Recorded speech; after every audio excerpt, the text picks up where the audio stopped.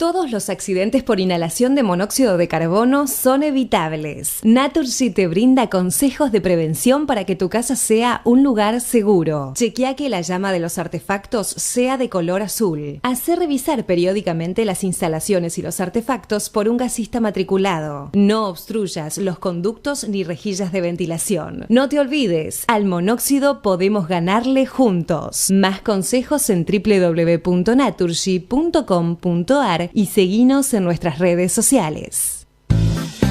Al derecho y al revés, un programa de radio que aborda diferentes temas con una perspectiva amplia y siempre fomentando el debate de posturas diversas.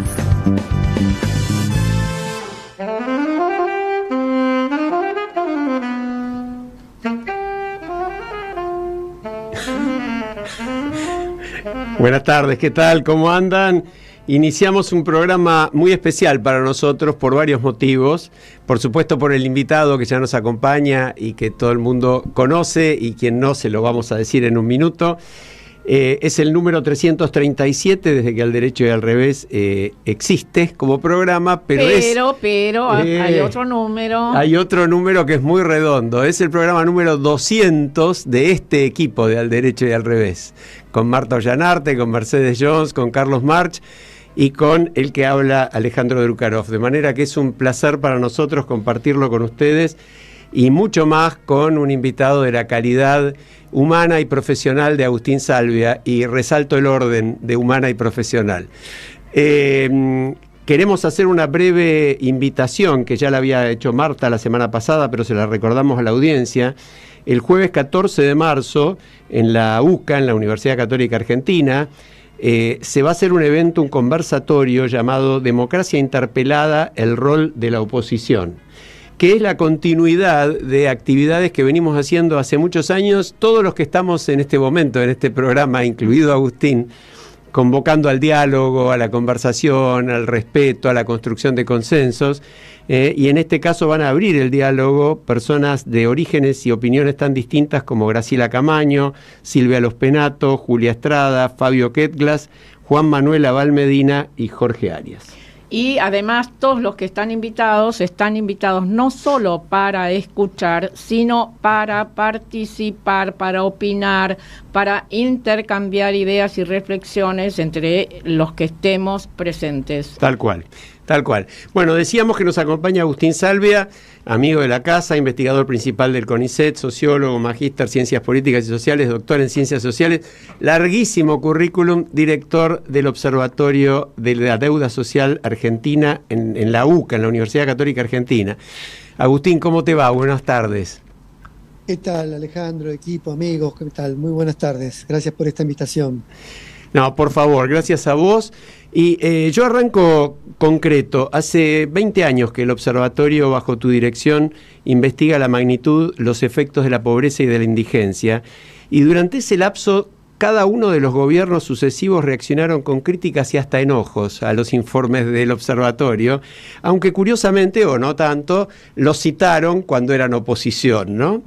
De hecho, lo mismo ocurrió hace unos días, cuando ustedes anticiparon que la pobreza había escalado casi 8 puntos porcentuales desde diciembre a febrero, es decir, del 49,5 al 57,4%, cifra terrorífica que está bajo la línea de pobreza, y en forma inmediata te descalificaron en redes sociales, te atacaron con la dureza propia de estos tiempos trágicos en ese sentido. Pero de pronto el presidente en su discurso ante el Congreso habló de un 60% de pobreza, ¿no? Y yo la pregunta que te hago es, ¿sentís que la magnitud tan terrible, tan dolorosa de la pobreza y la indigencia le preocupa en serio a la dirigencia política o no? Antes yo quiero agregar a todos los calificativos que vos utilizaste para definir a nuestro invitado de hoy, que tuve la oportunidad de ver, como muchísimos otros, cuando se celebraron los 20 años del Observatorio de la Deuda Social. Lo vi por Zoom porque yo no estaba en Argentina, y alguien lo definió con una palabra que yo creo que es la más precisa: un sabio. No, bueno. Gracias, Marta, pero no. Pero veamos, apenas un investigador que comprometido con su tiempo histórico, como muchos otros investigadores en ciencias sociales, y como muchos otros pensadores, como son ustedes, pensadores sociales y actores sociales que estamos comprometidos con construir un país distinto, una sociedad mejor, ¿no? Con mayor equidad, con mayor progreso para todos. Pero a ver, vamos a tu pregunta y a la respuesta, Alejandro. Mira, no sé exactamente cuál es la actitud con la cual los dirigentes abordan la problemática de las privaciones económicas y sociales injustas que afectan a la Argentina, pero sí te diría que yo sé cuál es el sentido con el cual nosotros hacemos estas investigaciones desde hace más de 20 años, y sí entendemos que sin información no hay posibilidades de debate público.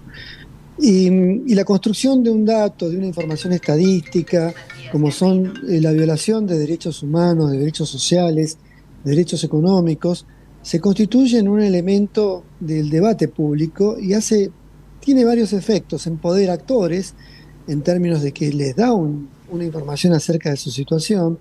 También incentiva al debate democrático, a una construcción democrática de la búsqueda de acuerdos en función de superar estos diagnósticos o de superar estos problemas que marcan los diagnósticos, y construye también opinión pública. En esa línea el observatorio viene trabajando no solo con investigación científica, sino con una acción de extensión, de proyección de sus resultados al espacio de la divulgación, del espacio de la difusión a través de los medios de comunicación, y también justamente a construir o a participar en la construcción de la agenda pública. Obviamente que todo eso es muy político, pero nunca ha sido estrictamente partidario ni ha estado orientado en términos de una determinada ideología, pongámoslo en la grieta, ni liberales ni populistas. Básicamente es construir conocimiento para construir conciencia y que desde ahí se construya la acción. Creo que esta es la mejor transferencia que puedan hacer las ciencias sociales hoy al campo de la construcción social o de la transformación social. En ese contexto, obviamente que estábamos muy bien valorados por la etapa kirchnerista, hasta que, como obviamente empezó a haber inflación y se ocultaba la inflación y eso producía inseguridad alimentaria y mayor efectos de desempleo o de subempleo, y había una pobreza crónica y se manejaban una situación de subempleo, empezamos a medir la pobreza por ingresos cuando no lo hacíamos, seguimos midiendo pobreza multidimensional en distintas dimensiones, pero para mostrar ese indicador que se estaba ocultando. Y fuimos objeto, obviamente, de fuertes críticas, amenazas por parte del poder político y obviamente por fuertes valoraciones de la oposición, pero al mismo tiempo fuimos construyendo justamente lo que hoy se sabe, que la pobreza no era menos que la de Alemania en Argentina, que no estaba en el 7,6% que declaró la presidenta Fernández de Kirchner en su momento, ni que obviamente los datos que quería ocultar Kicillof como ministro de Economía no los podía ocultar por mucho que fuesen discriminantes o discriminadores, y la pobreza había alcanzado casi un 28-29% en la Argentina del 2015.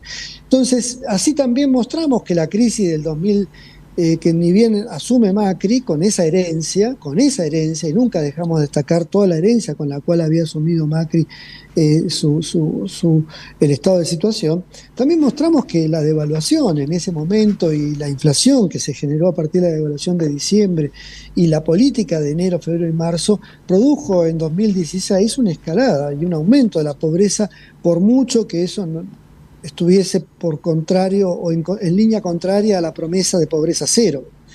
Entonces, así como mostramos que en el 2017 la situación había sido una de las mejores que tuvimos en el siglo XXI, junto con la de 2011 y 2012, con el gobierno de Cristina, en donde la pobreza y otros indicadores habían llegado a un piso de 25%, no más abajo que eso, pero que también diagnosticamos que era una burbuja de consumo que no se iba a sostener, así como no se sostuvo 2011-2012, tampoco se sostuvo en el 2017. Y finalmente hoy tenemos y mostramos cuando se termina el mandato de Macri que la herencia que recibe Alberto Fernández no era poca, estaba entre 35 y 38% de pobreza, más otros indicadores de pobreza crónica y estructural, y que por pandemia de por medio, incluso superando la pandemia, nos estaba dejando, y eso es lo que mostramos, que ese gobierno estaba dejando un 44% de pobreza, y que esta situación no medimos, sino que hemos hecho una simulación, pero que aproxima a lo que creemos que ha ocurrido, que es que la pobreza subió en diciembre a un 49% y habría subido a por lo menos un 55% en enero, y estamos en un proceso crítico. Y por último, Agustín, sí. Cerrar, Agustín. Cerrar ahí. No, y cierro con esto, que en realidad ese ejercicio que hicimos era para mostrar los 23 años de historia en Argentina, que la crisis en el año 2002, primero, que la crisis en el año 2001 fue importante desde el punto de vista de la convulsión social, pero no lo fue tanto en términos socioeconómicos, que la mayor pobreza se produjo en el año 2002 y principio del 2003. Y mostramos también en este ejercicio que todavía no habíamos llegado, hoy en Argentina no hemos llegado a superar el 70% de pobreza que había en ese momento, y que no se ha llegado a ese valor porque se mantienen altos niveles de empleo, o por lo menos se mantienen hasta ahora, febrero, marzo todavía, incluso a pesar de la recesión. Y que ese es el gran factor de cohesión social que hace o evita una gran catástrofe de otro tipo. Agustín, las técnicas que ustedes utilizan para estas mediciones las definen como nowcasting, pero eso lo vas a contar después. A mí me gustaría que digas, que nos traduzcas a números, no el porcentaje, 44, 47, 52, porque suena como muy abstracto. Yo quiero que digas eso, ¿cuántos millones de personas significa? ¿Cuántos millones de pobres? ¿Cuántos millones de indigentes? Entre los indigentes, ¿cuántos millones de niños que no pueden comer 2 veces por día? A ver, es importante ver que si bien la pobreza no, en términos históricos, ha llegado a estos valores, o estaría llegando a estos valores, cuando se lo compara históricamente, incluso teniendo en cuenta que en el 2003 la pobreza estaba alrededor también de entre el 55 y 60%, nada más que en ese momento éramos menos de 40 millones de habitantes, ¿no? Y ahora somos 46 millones de habitantes, lo cual significa que en este momento la pobreza obviamente está por arriba de los 23, 24 millones de habitantes. Es cierto que es una pobreza que tiene dos componentes, un componente de pobreza crónica, estructural, persistente. El 30%, casi 12 millones de esa población, o 13 millones de esa población, está en una situación de pobreza intergeneracional, en términos de que la sufre intergeneracionalmente, pero también la sufre crónicamente y estructuralmente en otras dimensiones del desarrollo humano. Mientras que el otro componente de ese 30% a este 55, 60% es clase media baja, que fácilmente podría recuperar su situación de no pobreza, pero no de no vulnerabilidad, en tanto devenga un proceso de estabilización económica, sobre todo de precios, y también un proceso de crecimiento económico, de reactivación del trabajo, ya sea del empleo o del trabajo autónomo. Entonces, tengamos en cuenta esto porque para diagnosticar correctamente la situación. Entonces, el 30% de una pobreza crónica en Argentina, y claro, está significando justamente 13, 14 millones de personas, dentro de las cuales la mitad sufre de una pobreza extrema, es decir, más de 13%, es decir, 13 millones de personas están en una situación en donde, vuelvo a la cifra porque ahí me confundí, pero si tenemos ese 15 millones de personas en situación de pobreza, hay 7 millones de pobreza estructural, de pobreza crónica. Bueno, dentro de eso, el 60%, 65% son niños, ¿bien? Entonces, el problema es, a ver, esos valores que te diría que habría que focalizar en esa pobreza crónica, porque esa pobreza crónica significa que 1/3 de la sociedad argentina, y casi dentro de esto, 1/3 de la sociedad argentina, y dentro de los niños, al menos 3/5 partes de los niños, están en una situación de extrema vulnerabilidad, afectados por mala alimentación, por mala educación, por déficits educativos, déficits sanitarios, déficit de atención de la salud, de estimulación temprana, de un hábitat adecuado y saludable, de desarrollo de la vida. lo cual estamos construyendo ciudadanos al siglo, de acá a 20 años, que efectivamente van a tener un estado de subciudadanía estructural, ¿no? En términos, a ver, vos sos al igual que nosotros, sos un esperanzado empedernido, y no hace mucho dijiste que de esta crisis vamos a salir mejores. Con todos estos números que vos das, es difícil imaginar esa salida mejor, pero a ver, convéncenos. Bueno, no, a ver, no es tan fácil, pero vamos a convencerlos en este sentido. Lo hemos dicho, creo que en la última visión que ustedes con las cuales he compartido, creo que terminé con esa línea de optimismo, en un escenario todavía donde lo electoral, lo políticamente, el resultado electoral no estaba todavía resuelto.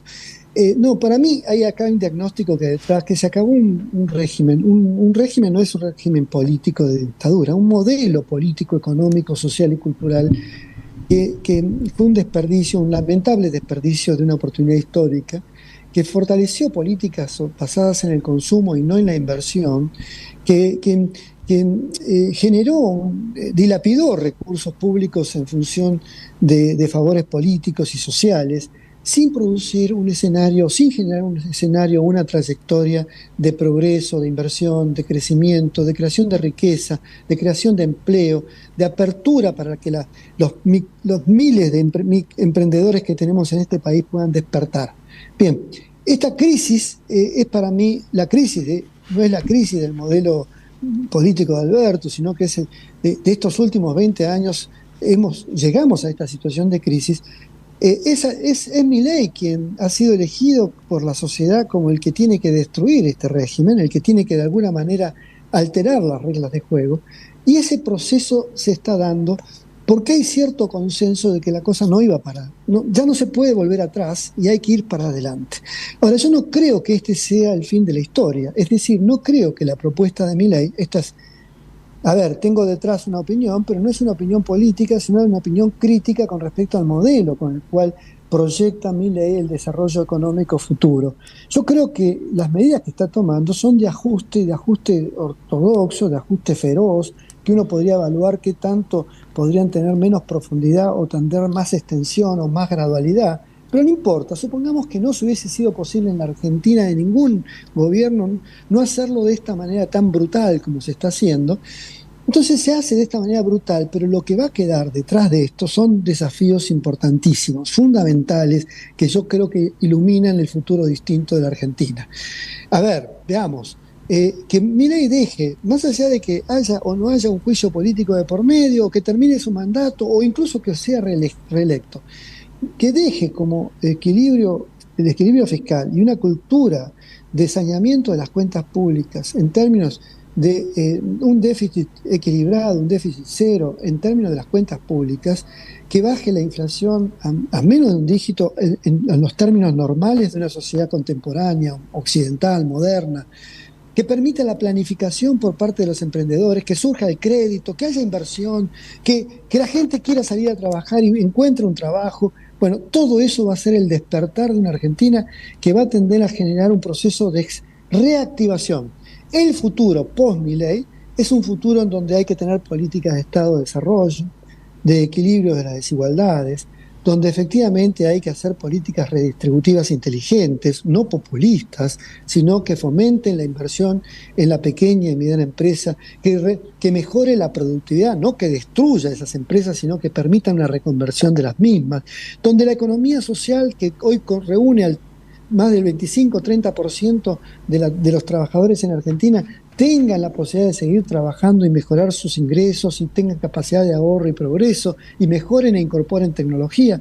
La Argentina que se viene es una Argentina del cambio, del progreso, que va a tener dos fases, a mi juicio. Una fase que es esta, la fase crítica, la fase destructiva, la fase de reactivación, que podrá aprovechar eventualmente el gobierno libertario de Milei, o no, que quizás no le vaya tan bien, pero que sin embargo va a producir la no vuelta atrás, es decir, se van a quemar las naves con respecto hacia atrás, hacia lo que fue ocurriendo hacia atrás, y habrá que construir una Argentina nueva. Esta Argentina nueva va a requerir también de dirigencias políticas nuevas, y va a también requerir de una actividad de las clases, de las organizaciones, de la sociedad civil, con un protagonismo muy superior, es decir, con innovación en materia de políticas económicas y sociales. Todo esto está abierto en este momento. Agustín, vos insistís, y recién lo acabás de enfatizar, que el problema de la pobreza ha sido y sigue siendo la falta de crecimiento equilibrado y de una política redistributiva fundada en el desarrollo de capacidades productivas, sobre todo de los sectores más rezagados.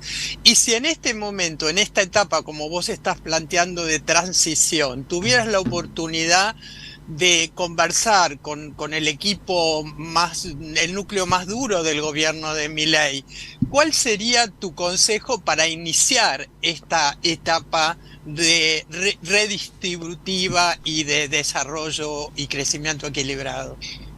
Mira, a ver, hay una línea la cual coincido plenamente, que es necesario avanzar con cambios en las normativas laborales, por la cual en ese sentido encontramos un punto de equilibrio, de acuerdo.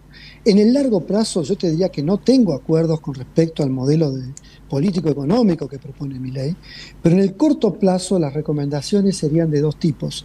Uno es que evite a lo que más se pueda y lo que busque evitar, que la pequeña y mediana empresa cierre, es decir, que produzca una destrucción de ese capital humano y de ese capital económico que hoy tienen la microempresa y la pequeña empresa en Argentina. Evitar la destrucción de ese capital físico, de ese capital cultural, de ese capital económico que nutre buena parte de la sobrevivencia de la clase media en Argentina y que hará posible la creación de empleo, va a ser una pieza fundamental para que la salida sea lo más rápido posible, gobierne un libertario o gobierne un populista. ¿Bien? Es decir, una socialdemocracia, digamos, ¿bien? O lo que fuese que podamos definir de izquierda o de derecha.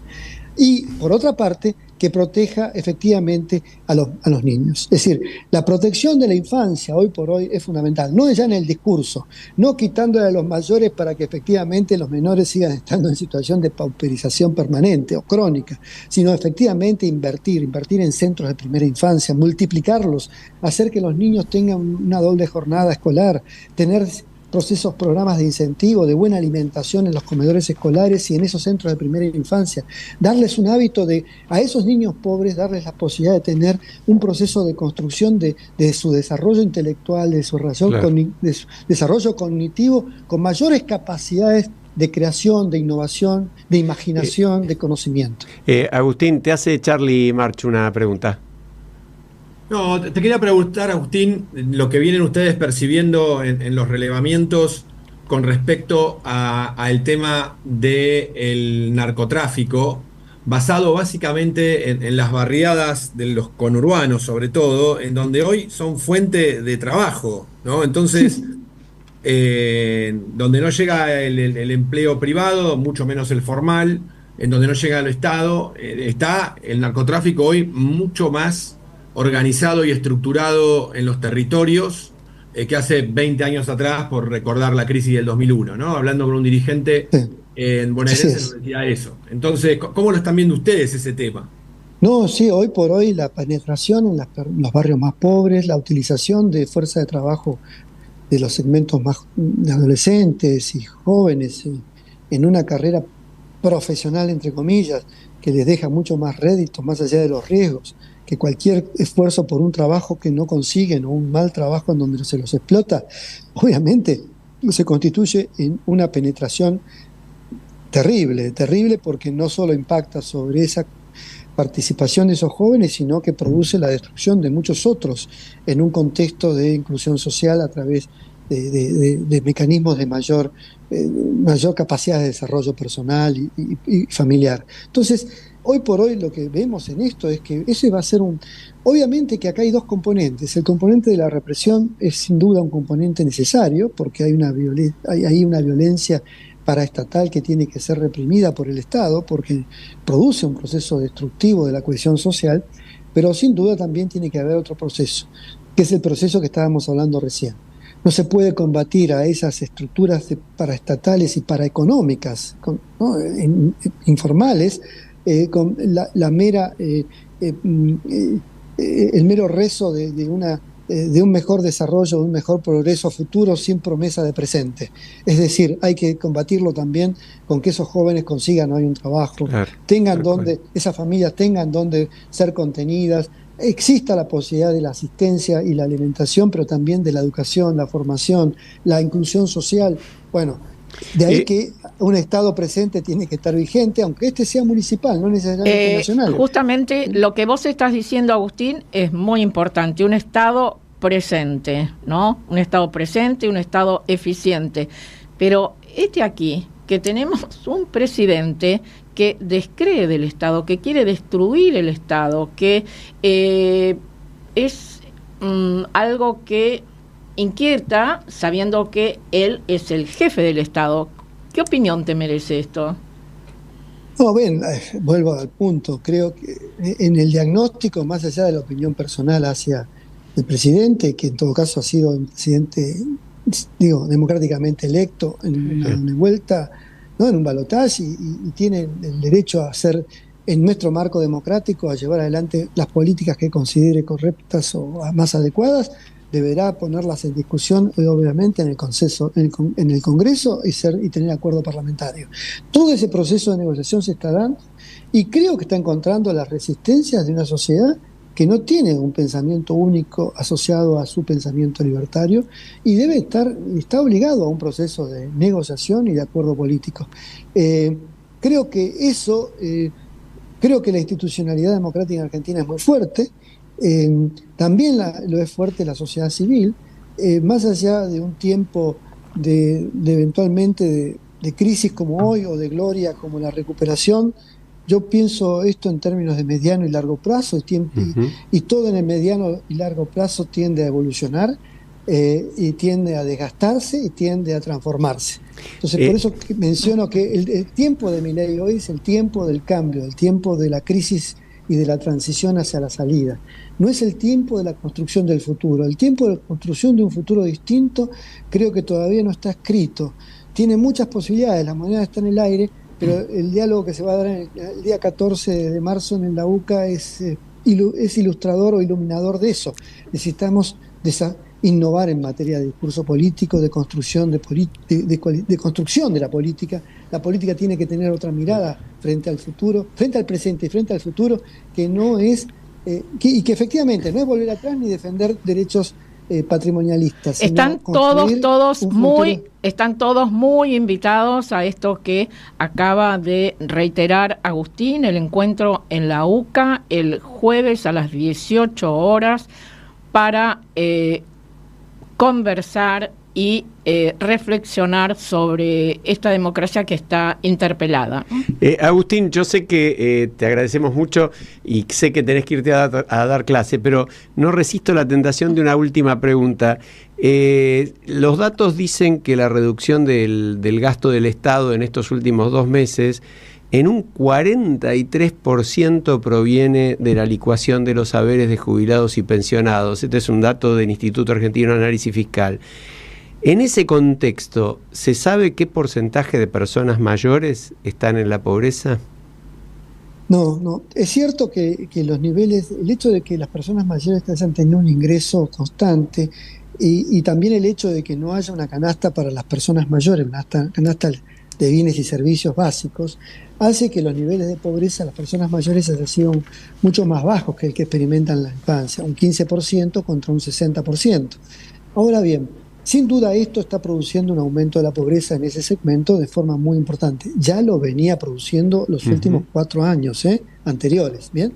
Pero esto se agravó obviamente en estos últimos 2 meses. No tenemos la cifra todavía. Nuestras microsimulaciones van a seguir hasta mayo o junio, en donde vamos a tratar de ir monitoreando mensual y trimestralmente este proceso de fuerte impacto que está teniendo la crisis, y tal vez en ese contexto podamos estimar el impacto sobre los jubilados y sobre la niñez. Pero sin duda, yo vuelvo al punto en cuanto que esto es hoy por hoy algo que sin duda afecta fuertemente a clases medias y medias bajas que han caído en la pobreza, entre ellos los jubilados, pero es mucho más importante pensar en la pobreza crónica, estructural, de muchos de esos mayores, pero sobre todo de muchos de esos niños que están en una pobreza persistente y van a tener muy pocas probabilidades de salir a pesar de que haya crecimiento económico y estabilidad monetaria. Pero de esta crisis saldremos mejores. Esto lo dice Agustín Salvia. Así es. Bueno, te tomamos... No está escrito todavía, hay que escribirlo. Te tomamos la palabra, Agustín. Muchísimas gracias por estar con nosotros. Agustín Salvia, el director del Observatorio de la Deuda Social de la UCA. Seguiremos, por supuesto, conversando. Un abrazo grande, gracias. Un abrazo grande a ustedes. Muchas gracias. Nos vamos a una breve pausa musical, muy a tono con un día que acaba de pasar y del cual vamos a hablar ahora. Gracias, ya venimos. Honrar la vida, de Eladia Blasquez. Yo quiero repetir algunas de las partecitas de la letra porque son muy fuertes y nos invitan a reflexionar. Dice: merecer la vida no es callar y consentir tantas injusticias repetidas, es una virtud, es dignidad y es la actitud de identidad más definida. Merecer la vida es erguirse vertical, más allá del mal, de las caídas, es igual que darle a la verdad y a nuestra propia libertad la bienvenida. Y quiero agregar algo que no sé si ustedes se han dado cuenta, esta canción ha sido, es y creo que seguirá siendo, pero esperemos que se incorporen voces masculinas también a esta canción, la cantan las mujeres. Las cantamos las mujeres. Ahí te agrego, hay un par de versiones muy hermosas con Jairo, por ejemplo. Bueno, yo a propósito, hablábamos del Día Internacional de la Mujer, preferí una versión femenina. Lo cantan Marilina Ross, Mercedes Sosa, Sandra Miano, por supuesto, Eladia Blasquez, su autora, Julia Senko, mujeres. Es cierto. Siempre hay excepciones, Jairo, pero mujeres. Es cierto, y hablábamos del Día Internacional de la Mujer, sin ninguna duda que se ha dado en un contexto complicado, como casi todas las cosas en los últimos tiempos en la Argentina, ¿no? En un contexto de conflicto también, donde, bueno, el gobierno decidió el Día Internacional de la Mujer cambiarle el nombre al Salón de la Mujer en la Casa de Gobierno, que reconocía no solamente a personajes de la política y de la historia argentina, como las Madres de Plaza de Mayo, pero reconocía la presencia de Juana Zurduy, María Remedios del Valle, Mariquita Sánchez de Thompson, luchadoras por los derechos civiles y políticos femeninos como Alicia Moró de Justo, una gloria argentina, Cecilia Grierson, la primera mujer en graduarse de médica. Ahora, yo no sé qué opinan ustedes, pero esto es una provocación, ha sido una provocación. Ahora, ¿es necesario en situaciones de tanta conflictividad, de tanta preocupación social, de tanta angustia, agregar este tipo de provocaciones que no llevan a ningún lado? Mi respuesta es no, pero los quiero escuchar a Mercedes y a Charlie. Y un dato agrego: el gobierno redujo en un 60%, como parte de la reducción de gasto, el presupuesto del programa Acompañar, diseñado para asistir a mujeres golpeadas por sus maridos que sin ayuda no pueden irse de su casa. Incidencia presupuestaria del programa Acompañar, por supuesto, -10, ¿no? Dale, Mercedes. Sí, yo quería decir solamente, ahora retomo lo de la mujer, pero Agustín siempre es escaso el tiempo con él, y a mí me parecía importante enfatizar algo que Agustín en cada programa y en cada entrevista señala, y es que estamos todos focalizados en medir la pobreza y muy poca proporción de la academia, de los pensadores, de los pragmáticos, de los innovadores de nuestro país, de las personas que se están ocupando de los temas en el territorio, están articulándose para trabajar sobre los determinantes de la pobreza, no solo estructural. Justamente una de las características que para mí como socióloga son ponderables del trabajo de la UCA es porque habla de una pobreza multidimensional, donde no sé si ustedes captaron recién, Agustín habló de la imaginación. Yo no me olvido cuando ellos empezaron a hablar de la pobreza, como dijimos muchos años atrás, cuando nadie hablaba de esto en nuestro país, ellos justamente daban imágenes de lo que es un chico que vive en la pobreza, que nadie le cuenta cuentos, que no tiene imaginación, que no festeja sus cumpleaños, que no tiene juguetes. O sea, no es solo el ingreso per cápita, es otra cuestión de la que estamos hablando. Y esta, ¿cómo puedo decir? Esta especie de caja vacía, ¿no? de todo lo contenido creativo y de belleza que vive un chico en un barrio de alguna manera de los cordones de nuestro país y de las provincias. Entonces, a mí me parece muy importante tomar en cuenta, y quizás la próxima vez que lo invitemos a Agustín, que él nos dé estos determinantes de la pobreza que se destacan como algo difícil de superar, porque no pasa con darle más ingresos a la familia, o no solamente pasa por ahí. Exactamente, es esto que vos decís, Mercedes. Ser pobre no es solamente no tener un billete en el bolsillo. Ser pobre es esto que vos decís, y sobre todo en los niños, cómo incide, es no tener, en los chicos, no tener buena salud, no tener buena educación, no tener quien le cuente cuentos, no tener la posibilidad de hacer un deporte. Y que a quién puede sorprender, a quién puede sorprender después que esos chicos sean los soldaditos de los narcos, ¿no? ¿A quién puede sorprender? O sea, que la fuerza de choque de los narcos en un momento tan espantoso como el de estos días en la Argentina, donde como revancha o venganza o parte de la lucha de los narcos porque se les han impuesto condiciones mucho más duras en las cárceles, más allá de lo que se pueda charlar del tema, que también lo podríamos charlar, salen a matar y tienen soldaditos a mano sin ningún problema, ¿no? Es realmente... Yo volví a sacar la cuenta mientras vos hablabas, Mercedes, con los números que dio Agustín y con el esquema que plantea Marta como una comparación muy válida. Son 53 canchas de River llenas. 53 canchas de River llenas de chicos pobres. De niños, solamente de niños y niñas pobres. 53, de 85.000 personas, capacidad a full de la cancha. Sí, cuando uno mira las imágenes satelitales de la cancha repleta, dice, qué cantidad de gente. Bueno, qué cantidad multipliquémosla de gente. por 50. Ay. Es espantoso. Bueno, teníamos muchos más temas para tratar.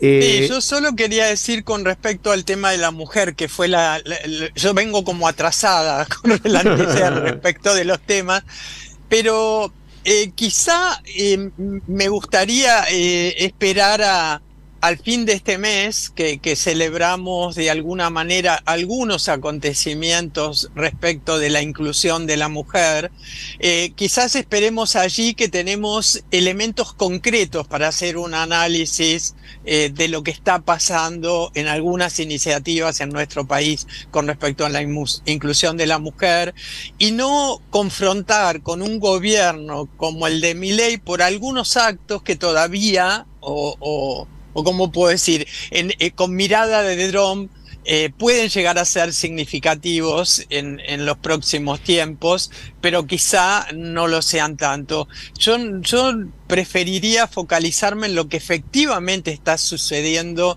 en el plano concreto de la inclusión de las mujeres en nuestro país. Bueno, Mercedes, te aclaro que la reducción en un 60% del programa Acompañar es un dato concreto, ¿no?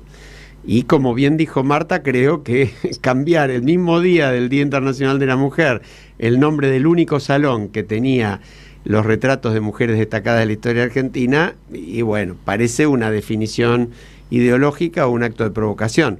Y yo creo que decirlo no está mal, está tan bien como respaldar lo que pueda estar bien. Eso es derecho y revés. Porque no sirve, porque uno se pregunta, ¿pero realmente consideraban esto necesario? Las reacciones que genera, habiendo tantas otras cosas de las que deberíamos estar ocupándonos todos, ¿no? Sí, o frases como la de hoy del presidente: haberle dado tanto crédito a los socialistas no es gratis, dijo con respecto al problema del narcotráfico en Rosario. El peronismo, ¿cuántos años gobernó en Santa Fe? No se acordó del peronismo. Es decir, es como que no es una pavada, se está muriendo gente, están yendo el ministro de Seguridad, la ministra de Seguridad y el ministro de Defensa. Estoy leyendo acá en las pantallas que tenemos en el estudio que están llegando en minutos fuerzas federales. Están llegando fuerzas federales. A Rosario. ¿Tiene sentido la pavada de decir haberle dado tanto crédito a los socialistas no es gratis? Porque la verdad es una pavada, ¿no? Es decir, yo creo que estas cosas hay que decirlas. Me parece que es parte Ale, del no intercambio. Es una pavada. Igual lo que dijo Montino con respecto a las personas jubiladas, no son pavadas. Yo lo que digo... Recordalo porque por ahí alguno se lo perdió.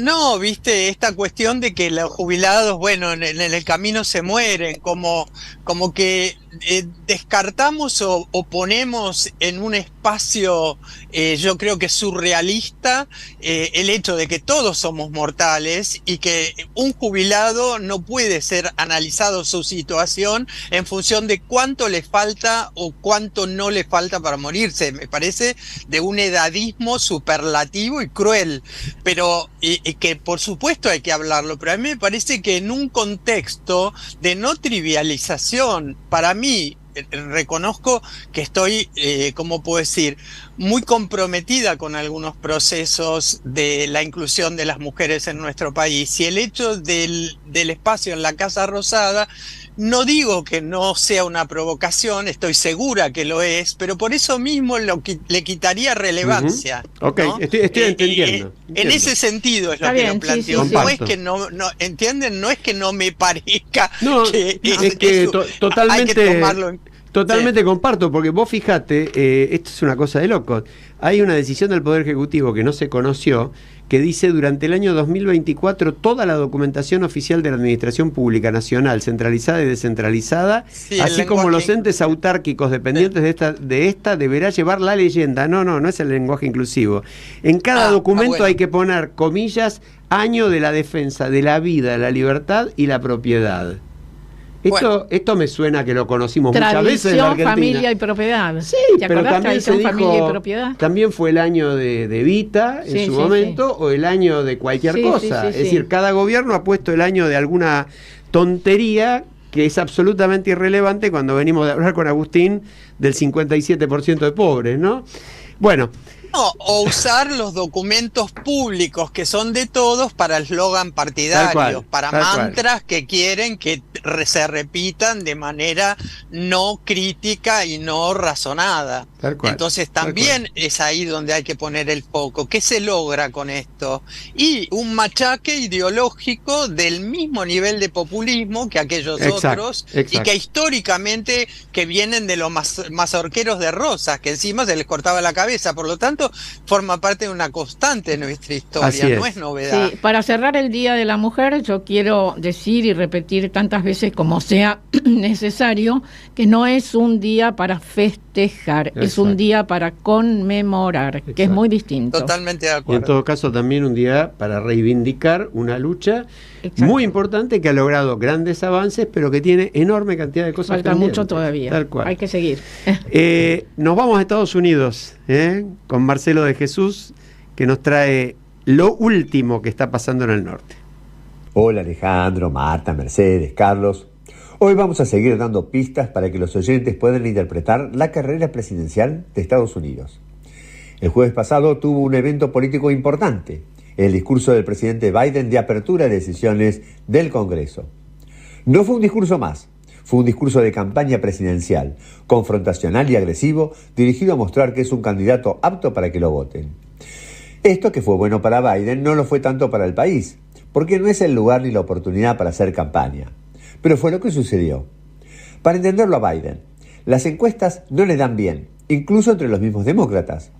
Pese a que los datos económicos son positivos, bajísimo desempleo, inflación en baja, no hay recesión, el problema parece ser que es la edad, si lo afecta para ser presidente. Biden, por ejemplo, derrapó en alguna oportunidad, como en Egipto, al confundirlo con el presidente de México. El Departamento de Justicia decidió no acusarlo por tener documentos clasificados. Una de las razones, una persona mayor y olvidadiza. Biden estaba furioso con esta caracterización. Por otra parte, su equipo también lo cuida, impidiendo reuniones con la prensa o que sean lo más cortas posibles. Veamos entonces qué hizo Biden. Empezó con la situación internacional. Rusia atacando a Ucrania y amenazando a las democracias del mundo. Comparó la situación actual con la de 1941 luego del ataque a Pearl Harbor. Allí señaló que su política de enfrentar a Rusia contrastaba con la de mi predecesor, entre comillas, que según citó, alentó a Rusia, entre comillas, a hacer lo que quisiera en Europa. La cita es cierta, aunque Trump dijo esto criticando a los países de la OTAN que no aportan el 2% de su Producto Bruto para esa institución. Continuó con estas alusiones mostrándose agresivo, firme y diferenciándose de su predecesor. Biden criticó a la Corte Suprema también, presente en el acto, por el fallo que negó que el aborto sea un derecho federal y dijo que promoverá una ley federal para permitirlo. Una crítica innecesaria a una institución como la Corte en un acto que no debió ser de campaña. En otras cuestiones, Biden estuvo más ubicuo, como por ejemplo al referirse a los problemas de educación con bajos niveles de rendimiento. Un gran tema en el país actual es la inmigración. No solo es un tema de Trump o de los republicanos, sino que ya es de todos. Biden se refirió a un proyecto bipartidista del Senado que los republicanos en la Cámara de Representantes no quieren tratar por iniciativa de Trump. Finalmente, Biden aludió a los sindicatos y criticó a las grandes empresas y firmas de Wall Street. Dijo que promoverá un impuesto que los grave con el 25% de las ganancias. Tal vez con esto Biden consiga más votos, pero en términos de inversiones le está dando un argumento a su opositor. Por el lado republicano, se retiró la última competidora de Trump, Nikki Haley. Trump ya empieza a mostrar también cómo sería su gobierno. Hizo nombrar a una nuera como copresidente del partido. Seguramente buscará reforzar los aportes de campaña, pero especialmente que le cubran los costos legales por los importantes juicios que enfrentan. Y cerramos con una nota de color sobre los Oscars que se entregaron ayer en Los Ángeles. Dejemos de lado el desnudo que ya tuvo amplia cobertura en la Argentina. Para esta columna, un momento destacado fue el Oscar al mejor corto documental. Lo ganó el titulado 20 días en Mariupol, sobre la resistencia ucraniana a la invasión rusa en aquella ciudad. El director manifestó que es la primera vez que alguien de Ucrania gana un Oscar y dijo que, según él mismo señaló, ningún director quisiera decir: ojalá no hubiera tenido que filmar este documental. En fin, no sabemos si el documental tiene más mérito que otros, pero marcó un momento muy emotivo en la ceremonia. Y con ello los dejo hasta la próxima columna. Bueno, muchas gracias, Marcelo. Como siempre, no solamente un pantallazo muy completo de la realidad electoral en Estados Unidos, sino hasta las notas de color nos trae. Brillante. Sí, y yo acá agrego alguito que está relacionado con esto que dijo Marcelo, que fue muy conmovedor, el tema de el documental sobre Ucrania. Quiero decir que hoy salió publicado en Clarín una nota de Analía Sivak, mi hija, que iba a decir, me suena. hace referencia no a Ucrania, sino a los rehenes israelíes, haciendo un paralelismo con un cuento de Borges, y que se llama 5 meses son muchas vidas. Muy buen artículo de Analía, realmente, con ese toque de magia literaria que le da una escritora que escribe sobre la realidad, pero nunca deja de ser una escritora, ¿no? Sí, tiene esa magia del lenguaje, pero además una convicción y un compromiso con nuestra realidad política que es digno de una persona mucho más grande que ella, y acá soy edadista adrede, ¿no? Uno piensa que siendo tan joven no puede tener esa calidad de perspectiva y de mirada. A mí me asombra, por supuesto, comparto con vos, Alejandro, el tema de la maravilla que es leerla, pero al mismo tiempo la unión que hace entre la literatura y los valores más puros literarios de nuestro país y del mundo con nuestra realidad política concreta. Es fascinante. Tal cual. Yo recomiendo leer todos sus artículos, si pueden ir leyéndolos poco a poco. Sos a mí edadista, me deslumbra la lucidez. Edadista del revés. Sí. Edadista del revés. Y yo recomiendo a Agustina Basterrica, Ah, sí. Y vos recomendás a Elsa Drukarov. Bueno. ya que estamos. Esto es nepotismo, claramente. Totalmente. Nepotismo literario, totalmente. Nos vamos a poner un poquitito, bueno, ya estuvimos serios todo el programa, pero Este tema de Rosario es muy, muy fuerte y yo quiero leer un breve texto que comparte en redes, en un grupo creado por él mismo, digamos, donde coinciden generosamente un grupo amplísimo de destacados periodistas para tratar los temas internacionales. Lo formó Gustavo Sierra, especialista de los grandes, uno de los corresponsales de guerra destacados que tiene Argentina, y que ha estado con nosotros y va a volver a estar en un par de semanas para conversar sobre esta tremenda realidad. Gustavo es un especialista, escribió varios libros justamente sobre el narcotráfico en toda Sudamérica y en la Argentina. Y Gustavo dice con respecto a Rosario: una vez más estamos camino a fracasar en Rosario. Las experiencias y fracasos de México y El Salvador ya deberían haber enseñado. Mi experiencia de seguir el tema por 30 años me indica que anunciar el envío de la Gendarmería Ejército produce el efecto cucaracha. Los narcos se esconden por un tiempo. El método Bukele puede funcionar si lucha con organizaciones de cientos de miles de integrantes con control amplio de territorio. No es el caso argentino, en el que se trata de bandas pequeñas. La mejor manera de combatirlo es con grupos de agentes de inteligencia trabajando en conjunto con fiscales que se garantice que no están comprometidos con los narcos. Las nuevas tecnologías permiten monitorear e interceptar las comunicaciones que salen de las cárceles, aislar a los capos para que no puedan amenazar o ordenar atentados. Hay que separar al poder político local de los grupos de inteligencia, que no estén en contacto de ninguna manera. Los que manejan el envío de grandes cargamentos no están acá, están en Bolivia, Perú, Paraguay y Brasil. Hay que trabajar con gente de esos países que pueda no estar contaminada y controlar con radares, drones y satélites la frontera. El resto es propaganda sin sentido. Desde que Nixon decretó la guerra al narcotráfico, México va de fracaso en fracaso. No sirvió la intervención externa de la DEA ni el envío del ejército a Sinaloa. Una vez que el narco maneja a los políticos, es casi imposible sacárselos de encima. Tenemos que romper ese vínculo. Aún podemos. Estamos en mucha mejor situación que México y muchos otros países. Una vez que el narco maneja a los políticos, es imposible sacárselos de encima.